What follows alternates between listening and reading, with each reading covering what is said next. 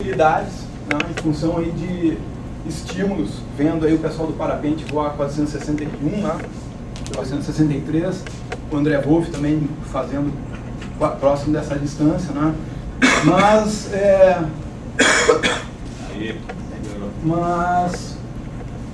ainda não é assim um projeto concreto, né, existe aí uma ideia. Basicamente hoje aqui eu queria falar para vocês a respeito de algumas experiências que eu tive em voos de distância e passar um vídeo rápido aí que está pronto para a gente ver e fazer uma análise de premissas básicas ou pontos básicos que eu acredito serem importantes para vocês ou para os pilotos tentarem atingir algumas distâncias. A gente ver um comentário aí do Glauco, eu acho, junto com o Mike Barbara, a respeito de o que seria necessário para atingir 200, 300, 400, 500 quilômetros. Felizmente, essa planilha que eu tenho para mostrar para vocês, acredito serem necessários requisitos mínimos, básicos, para poder atingir essas marcas aí de 200, 300, 400, 500 quilômetros. E dentro desses requisitos, tem um outro assunto também que eu não cheguei a comentar, que foi levantado, acho que pelo Cedric, se eu não me engano, aí, a questão de urinar no ar. Na minha opinião, é um aspecto muito importante. Em termos de experiências com voos de distância, eu voo desde 1982, talvez a maioria deve saber. Tem muita gente aí que eu não conheço diretamente, mas a minha história começou em 1982, tem vários anos aí de voo livre. E sempre busquei, aí não foi proposital, aí foi o Glauco que deixou essa parte aí, que eu sempre busquei aí a superação dos limites. Mas realmente eu sempre me envolvi no voo livre de uma maneira bastante intensa e realmente buscando a superação dos limites e fazendo todo o necessário para conseguir atingir os meus objetivos. Nessa modalidade de voo de distância, eu tive aí a primeira marca expressiva em 1986, em Governador Valadares, durante uma etapa do Campeonato Brasileiro, onde eu bati o recorde brasileiro, voando 193 quilômetros. Esse voo foi feito com uma asa da Airwave Magic 4. Tem alguns de vocês aí que eu acho que devem conhecer. Não sei se alguém de vocês voava ou esteve presente nesse campeonato. Paulinho aí, Fiães, Geraldo, né? Haroldo. É uma marca que na época foi bastante interessante. O recorde, se eu não me engano, era do Formiga, em São Paulo, alguma coisa em torno de 160. Eu acho. Depois, isso, né? Depois disso, as distâncias passaram aí para casa de 200, 200 e poucos. Eu acho que com ações aí do Chico, ou talvez o Otávio, na época do Batata, 260, 270. 260, o Batata... lembrando um pouco a história aí, né?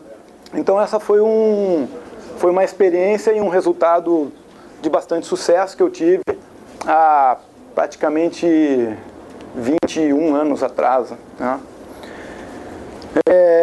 Falo de sucesso porque foi uma distância expressiva e também porque naquele dia, né, as condições estavam perfeitas e estavam presentes grandes nomes aí do esporte, grandes pilotos, né? Muitos ainda vão até hoje, outros já não estão mais presentes aí no meio da gente. A partir disso, eu sempre continuei aí buscando, porque eu sempre achei muito interessante esses voos de distância, sempre foram emocionantes e excitantes e estimulantes, né? E tive uma felicidade novamente de conseguir uma marca muito interessante, né? Foi dentro de um evento organizado pelo Chico, no Ceará, não sei se foi o primeiro, talvez o segundo, ex-Ceará, foi em 98, decolando de Quixadá, numa asa da Lamoette Topless 1, onde eu consegui 402 quilômetros, voando 7 horas e pouco, um pouquinho menos de 8 horas de voo. Foi uma distância muito interessante, foi recorde brasileiro também na época, e houve sim uma preparação, houve uma série de barreiras a serem contornadas, né, para conseguir chegar nessa marca, nessa época, né? E continuei aí a minha história no voo de cross country, e em 2001 decidi montar um projeto. Aproveitei um evento de cross country montado pelo Dave Straub, que é um americano, no Texas, né? Assim como o evento que o Chico montou no Ceará em 98, em função de algumas facilidades, né, que resgate, logística, ultraleve para rebocar, né, assim por diante, toda essa infraestrutura necessária. Mas eu me preparei, foi um projeto que eu trabalhei aí um ano mais ou menos no projeto, em termos de preparação física. Foi perguntado essa questão aí para o Mike Barber antes, né? Ele falou que não faz nenhum tipo de preparação. Eu discordo, eu acho que tem que ter uma excelente preparação, né? Agora, essa é a minha opinião, né? A opinião dele é que não precisa de preparação, ele fez 700 e poucos quilômetros, né? 707, né? Eu já acho que tem que fazer uma excelente preparação física, e eu vou mostrar aí nessa tabela logo mais aí adiante. E nesse voo aí do Texas, em 2001, eu fiz a distância de 503 quilômetros, quase 10 horas de voo, 9 horas e 45.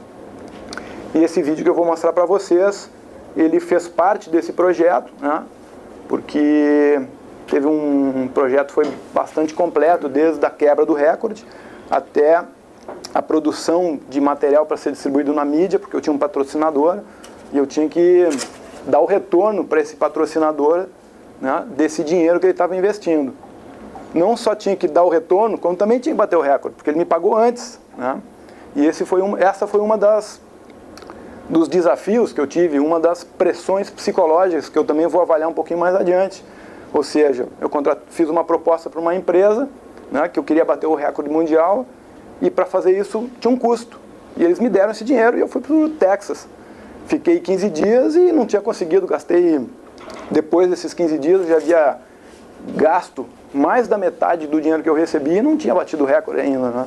Então eu sofri uma pressão psicológica naquele momento, e eu vou estar avaliando isso um pouquinho mais adiante. Mas, felizmente, como eu acho que eu sou um cara de sorte, eu consegui bater um recorde, produzir esse vídeo que eu vou mostrar para vocês agora, e consegui dar o retorno para o meu patrocinador.